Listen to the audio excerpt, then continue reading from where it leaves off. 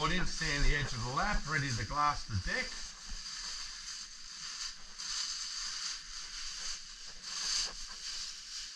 Always put a bit of plastic on your stand.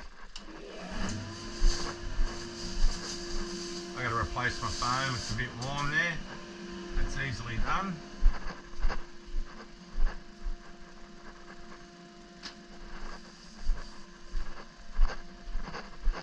Tell you what, this is looking good.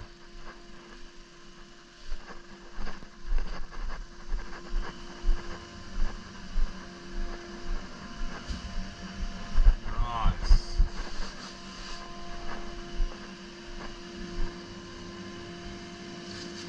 Nice, nice, nice.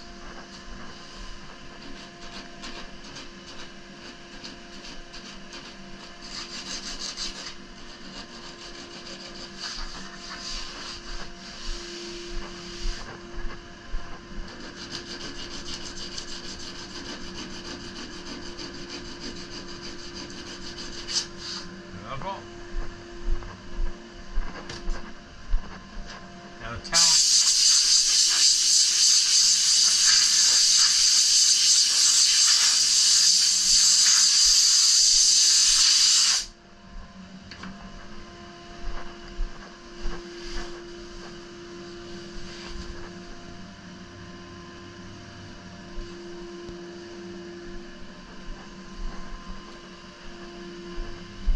Righto. Just gotta go and get my sand. Leave that there for a moment. Back in 1 sec.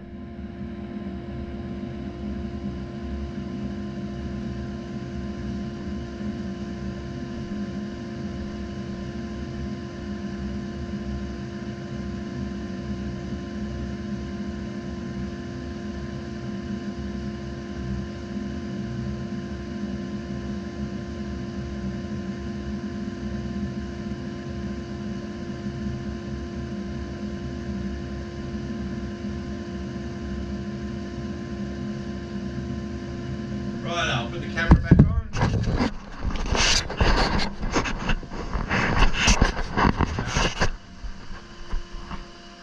Now, just going to sand this lap.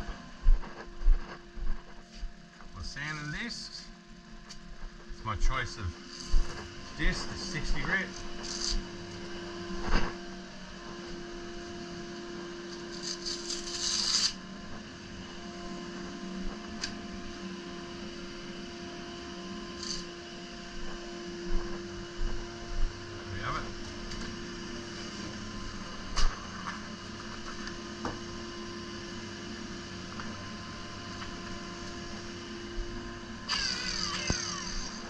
Doesn't take much to knock this slight edge down.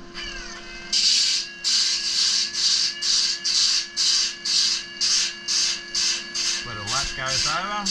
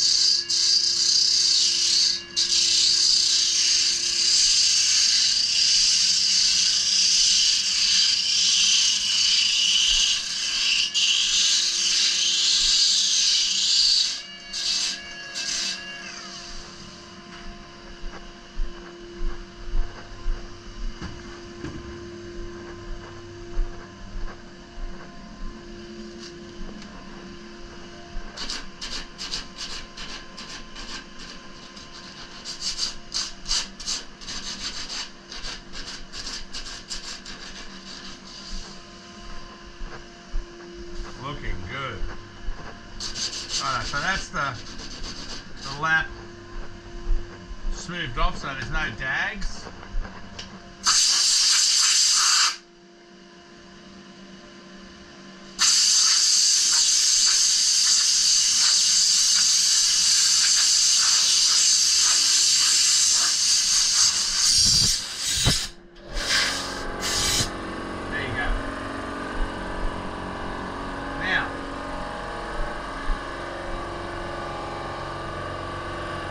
The deck's done, not much flex there. Sorry, the bottom's done, not much flex. When I do the deck, it's going to be hard as a rock.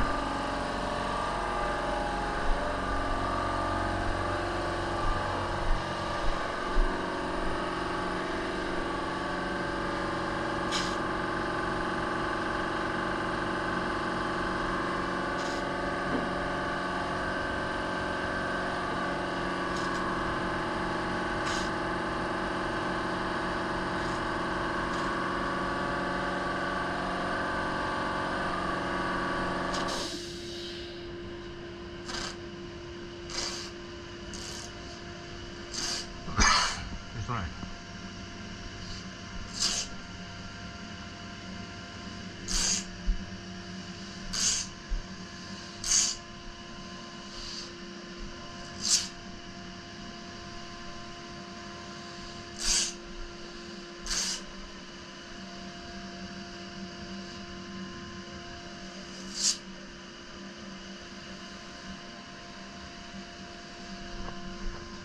Check the lap. Yep, that looks good.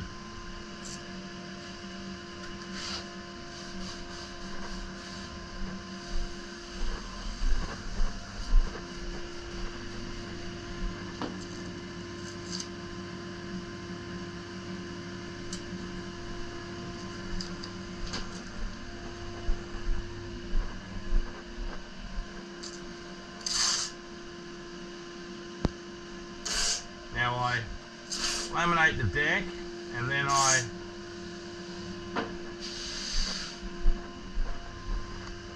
look good. Then I stick the fin on.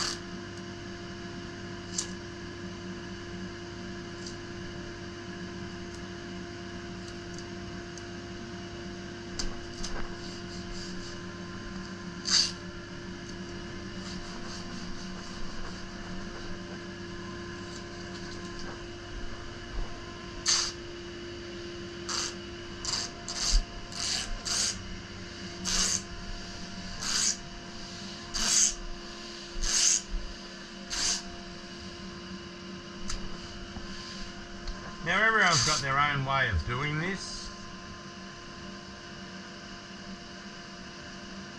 There's lots of, opinions, options.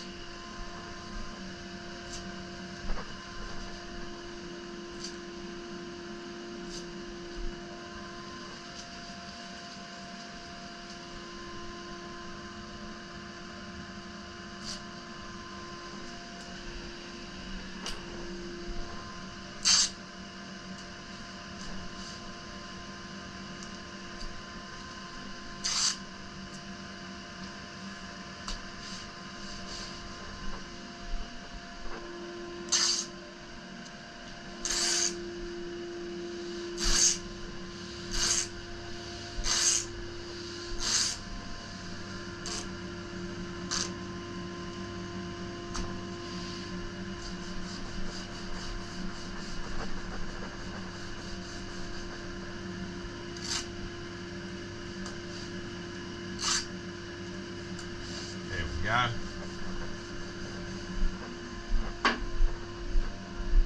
Now a bit of 2-inch tape.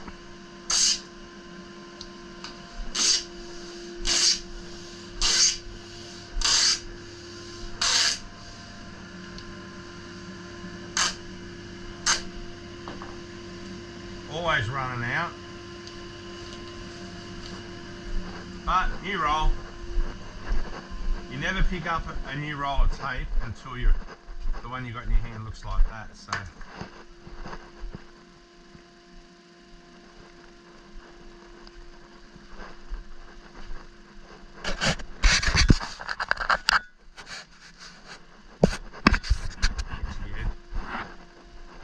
new roll of tape,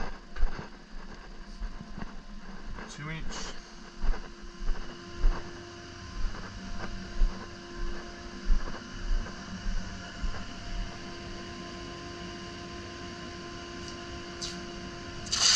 Yeah, never start a new roll until you put the old one in the bin.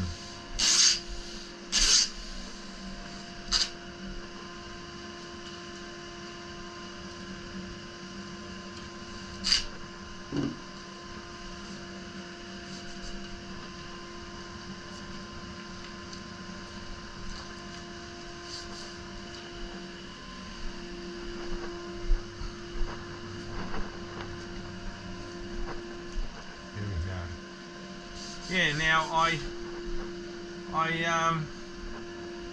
had our friend Dave in USA and Steve in Whitebridge, who only lives 15 kilometres from me. Steve ordered a cover from Surf Aids, who I had been getting covers made by for years and had my own templates, and I did a thing called a slim fit where it was actually made to the model, excuse me, and the fit was just perfect. I sort of drew it up with the little bits you have to add here and there, so it was the exact fit for the board that I did. I did it with a 60s pig, I did it with a 50s pig. Now, I got a message from Steve the other day, and he said, have you heard from Surf Aids? And then anyway, after a bit of investigation, Shane from Byron went there to, not Byron, Mermaid Beach, went there to South Golden Beach, I think it is, or whatever, and went there and they vacated the premises.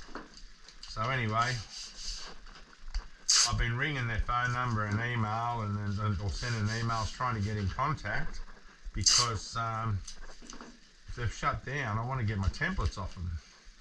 And that means, like those templates, I made templates of each cover and they're perfect. And anyway, I can't seem to get in contact with them. So if anyone knows what's happened, now Surf Aids was sold a year ago by Dennis, who owned it, and Dennis was unreal, and the new people that bought it, they're the ones that have shut it down, sort of thing. Now, one of the guys, Steve, that he put in an order and gave him the money for a cover and a leg rope, and they haven't heard back since. So that's pretty dodgy, and I'm pissed off in one way because my covers were all missing until I find out where they are. So if anyone knows where the new whereabouts of Surf Aids are, because I've sent them an email, I've called them many times, just can't seem to pin them down anywhere. So anyone up Byron way, if you know anything about it, please give us the heads up on a phone number or something like that, because I want my covers, my templates. I might make my own covers. I used to make clothing years ago, so I might turn around and make my own covers. Sorry, a little speck of something. There you go. Yeah, I might make my own covers, I don't know. But all I know is I want my templates, so if I ever get someone else to make them, can give them the exact template. So I know Steve's going through fair trading to try and find them. Apparently the people that bought them are a local or a Byron family that has many businesses, so I think Steve will be knocking on the door of one of the other ones and saying, "I want my money back, mate," because it's not good business. This industry is very small, surfboard, and it's different if you own pubs or restaurants. Yeah, you can be dodgy, but surfboard industry, as soon as people know you're dodgy, that's it, you're marked.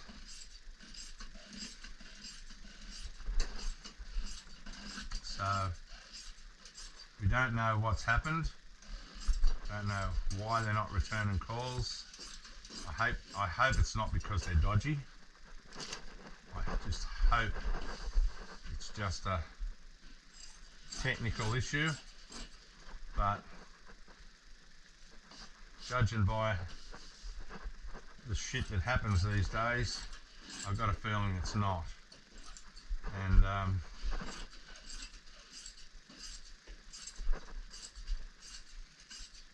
yeah, so it's a bit of a bugger.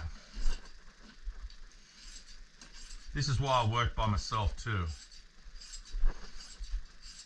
The only companies I associate myself with are reputable ones now.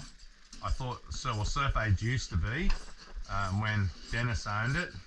It was very reputable, but obviously not anymore. I deal with reputable companies like Surf Blanks, South Coast Foam, Burfords, Rema Graphics,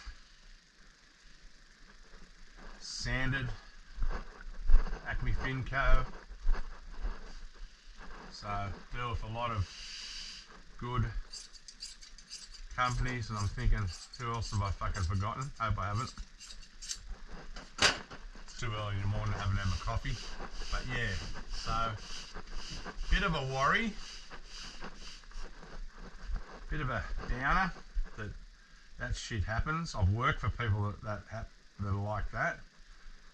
Over the years, there's been some dodgy bastards in our surfboard industry. Still are a couple, but they're fading out. Ah!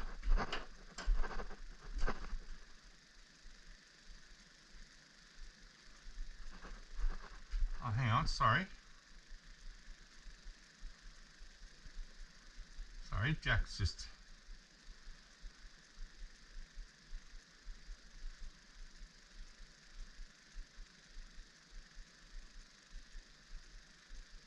Yeah, no, Jack there.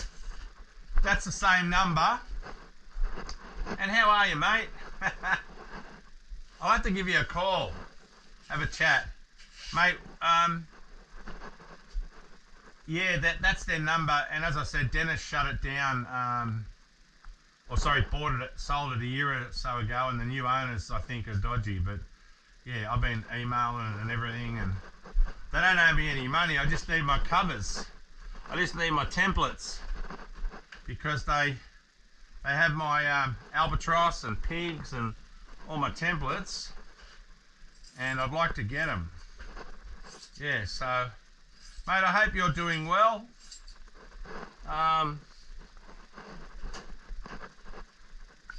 We were going to have to call anyway soon, because the new series, the new season of Call the Midwife is coming out shortly, and I've been currently watching all the other seasons. I think we're up to season 8 now. Every night Kim watches Call the Midwife, which means I watch Call the Midwife. No, it's a good show, but the new season's about to be released, I think, in February in the UK. So we're going to hopefully do the same thing we did last time. That would be fantastic, because, you know, it's only just been released in Australia a few months ago. The last one we got that we thankfully got earlier. But yeah, but it's awesome knowing people that are helpful enough, like yourself and Sharon, that will help us out that way. But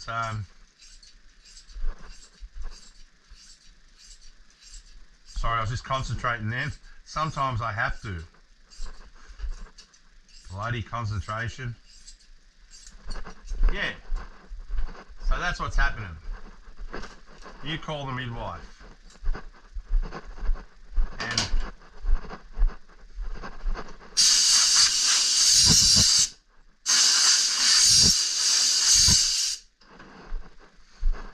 And for anyone that doesn't know, Jack is from England, Ludlow, and he's got a few of our boards. He's absolutely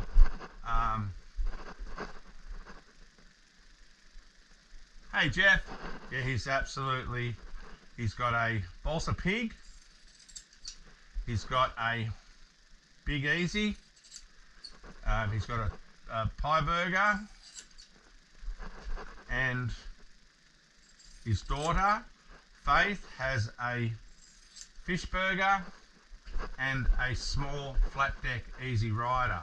So very appreciative of Jack, Sharon and Faith's support, and they know if they ever come to Australia, they've got a place they can stay for nothing. So as long as it's not for years and years and years, because we can't. No, I'm joking. No, but if they ever come to Australia, we're stoked. And especially with all the stuff we've done now, I'm stoked of it.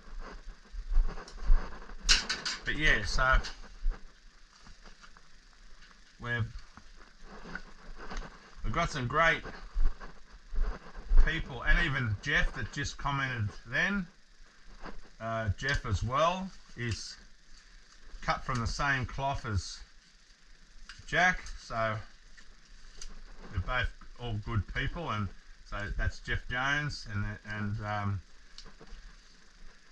they're all really good people, and we're lucky. It's the way to work, you know what I mean? Like if I can go to work and I deal with nice people, good people, it's a lot easier. It really is. And Jeff's the one that just got his new Seagull with all the bells and whistles. Sorry, I'm just going to fill up my resin. 1 sec.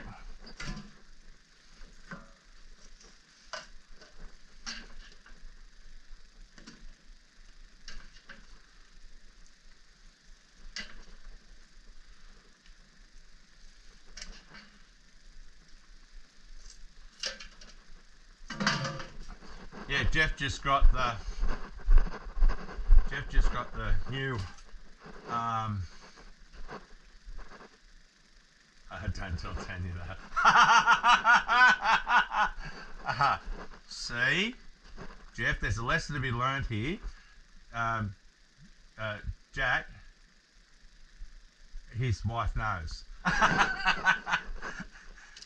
And thank you, Sharon, for letting Jack buy surfboards. Oh no, that's funny. Sorry, in case Jack's wondering, in Australia, there's lots of guys that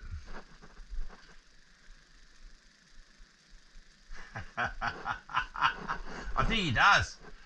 Look, in Australia, we have a lot of guys that don't tell their missus that they're getting a board. And it's funny because I'll tell you one story. I had this one guy who worked for a company, and for years, every year he'd get a new board every year. And the shape would vary a little bit, but the colour was always the same red. And one day we didn't have that red, and we sprayed another red. And he come in and he's just gone, oh fuck, oh shit, oh no. Anyway, and we said, what's the problem? It's close enough. And he goes, no, my missus, if she sees that it's another red, she'll know it's another board. So, yeah, anyway. just funny the different things that happen. Oh, sorry, yeah, I'm glassing this. This is just spreading the resin out. I do my famous let the resin do the work. I'm going to do a t-shirt on that one too. I'm thinking about using something from a famous thing like maybe, not that I'm a Rolling Stones fan, but something like off a famous album cover or something like that, and then use that script to let the resin do the work. Although I might do a Men at Work. That's a famous Australian band from years ago. Yeah, but I thought about doing it with neon tube, like neon sign style. But yeah, and I got a nice email from a young fella in, well, I think young fella from California. Says he's been watching the videos, and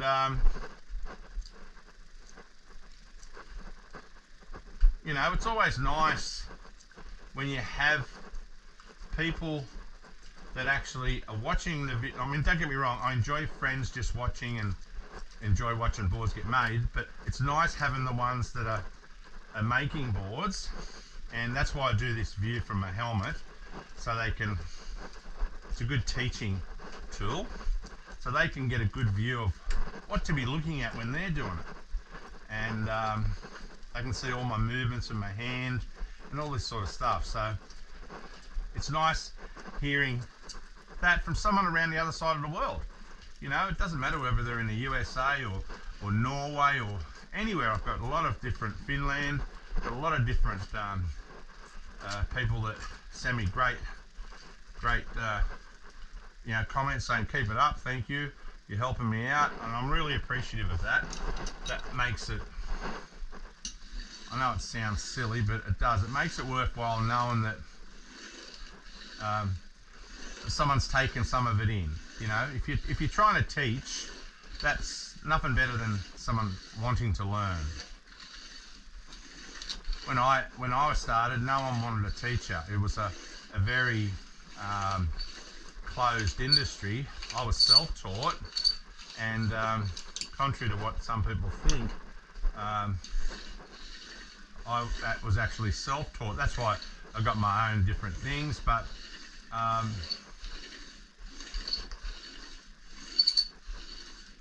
come up with my own ideas on a lot of things. I've had a few people help me that have been really good. One of the ones I remember, and it was only a few words he helped me with, but it's one of the things that stuck with my glassing my whole life, and that was a guy by the name of Ronnie White. He used to own Wickham Fiberglass, which was an industrial fiberglass company. Anyway, he sold Serpil materials, and he was a glasser in the 60s. Very good glasser. And he was the one that showed me, when I say showed me, just told me, and you know, had his hands sort of in the position that you have them in, and how to do the hand around the rail. Now, I learnt that, was told that many, like 1980, bloody 4 or something like that. We're talking a long time ago. Puss's mum was a kitten, you know what I mean? So it was a long time ago, but Ronnie encouraged, he knew I was a young, keen board, learning, and he gave me some information, and it really made a lot of difference. So I'm always appreciative of that. Those few words that he showed me how to do this, what I'm doing now with the hand under the rail, has saved me fucking so much time and sped my glassing up. So, you know, that's why I like to do this videos and teaching and stuff like that, because it's sort of paying back. Like Ron gave me some info. I've only had a few board makers like that helped. Okay, most of them didn't. I just want to say that. You got to understand, most of them really didn't want to help you. It was really bad. But the ones that did, wow, I'm so appreciative for the fact that they did help me. Really appreciative. And that's why I believe passing some of it on, in a sense. So the easiest way for me to do that is these videos. And it's not about ego, it's not about that side of it. It's about when you get an email from someone and they write on their wall with their glass and bay, like one of the guys did, let the resin do the work.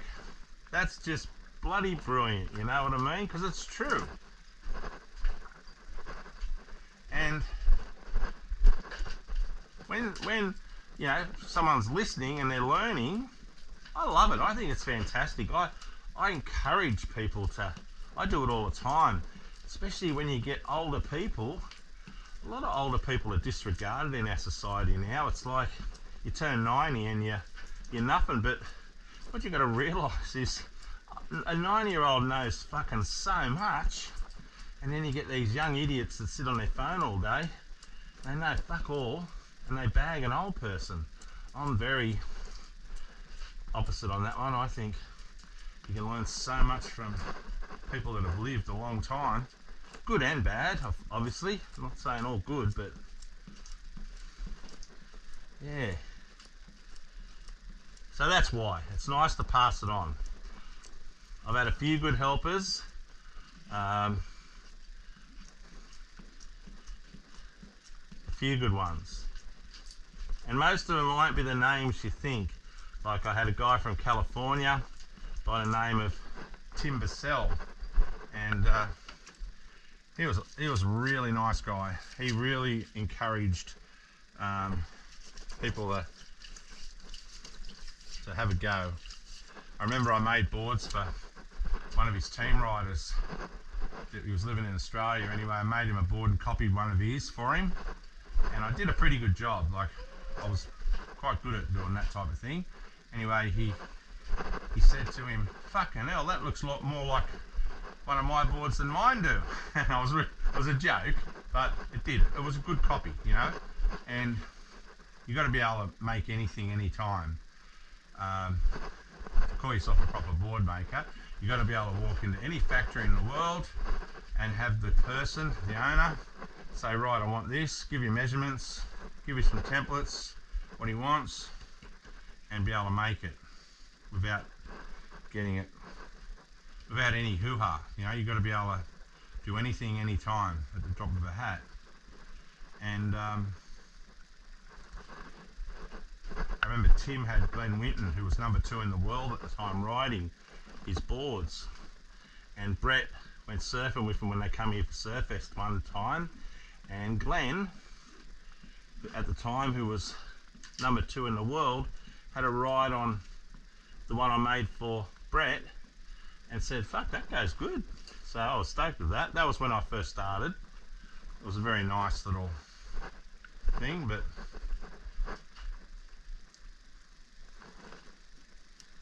yeah. But Tim was very helpful. He offered me a job over at his place doing glass and like his team boards and doing a little bit of shaping, but had a garage above his, sorry, a room above his garage. He was going to put me up there with a car. It was only like $250 a week cash, so I could have just lived a pretty good little, you know, thing. No accommodation fees, no, had a car for free. So it would have been a good little wicket, but I didn't want to travel. For some reason, I was happy to stay here. Don't get me wrong, I don't begrudge anyone that loves travelling, but I was a real homebody.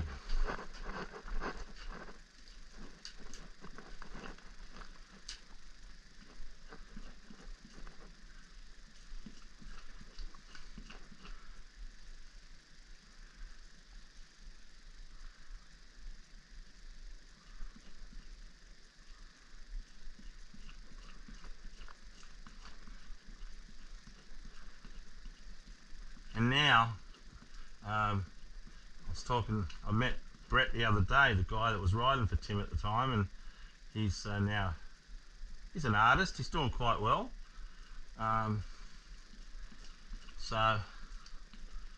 But yeah, still a good surfer. Most of the time, those really good surfers pretty well remain good surfers their whole lives, you know. But Brett ripped. He was on the tour for a little while. Made the main event at Huntington Beach back in the day when you had the trials. Made the main event. So, but now he's an artist. Don't think Brett had the killer instinct like you needed to be a pro surfer, but very lovely guy. Whereas I think you've got to be pretty ruthless to a point.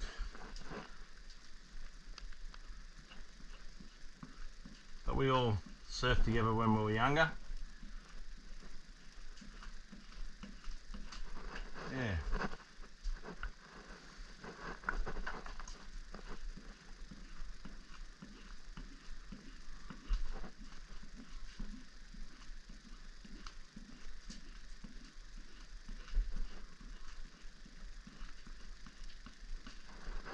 Now let's do a final clean up here. So what I'm doing here is just making sure my lap is down beautifully.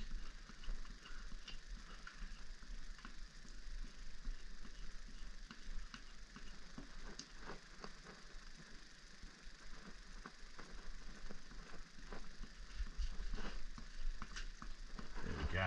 That looks pretty darn good. Yeah, so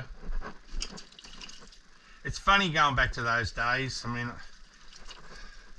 I remember so into that pro surfing thing at that time, and I was talking about it the other day. I remember doing a board for Nicky when he was fully sponsored off Town and Country, and I did him a board just after he won Bells, and he used it in a couple of heats in the Coke Classic, had it as a backup board as well.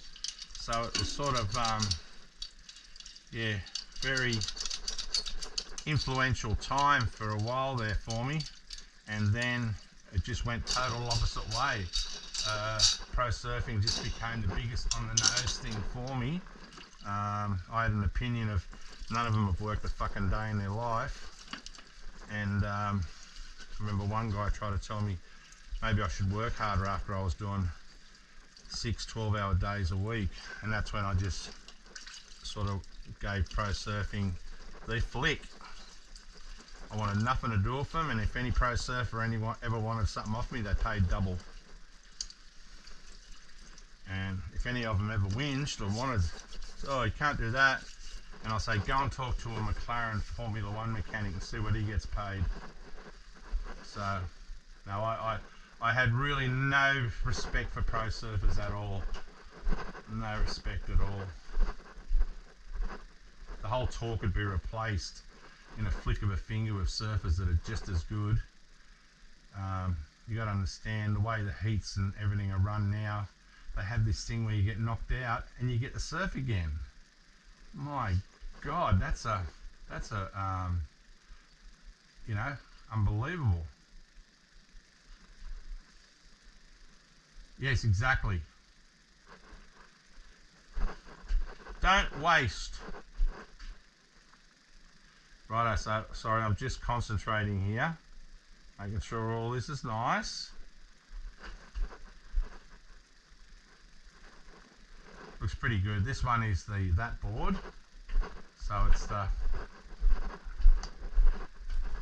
idea of the old V bottom.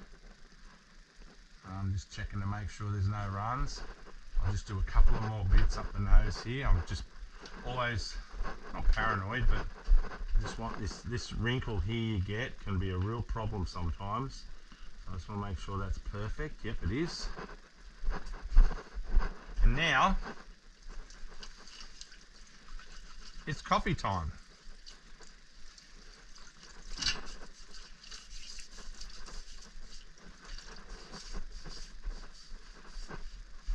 Now, as well, what I might do,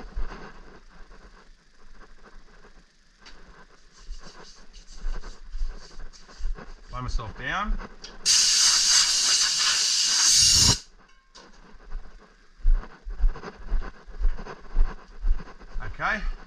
might do is give a certain person a call now from Ludlow. Say hello.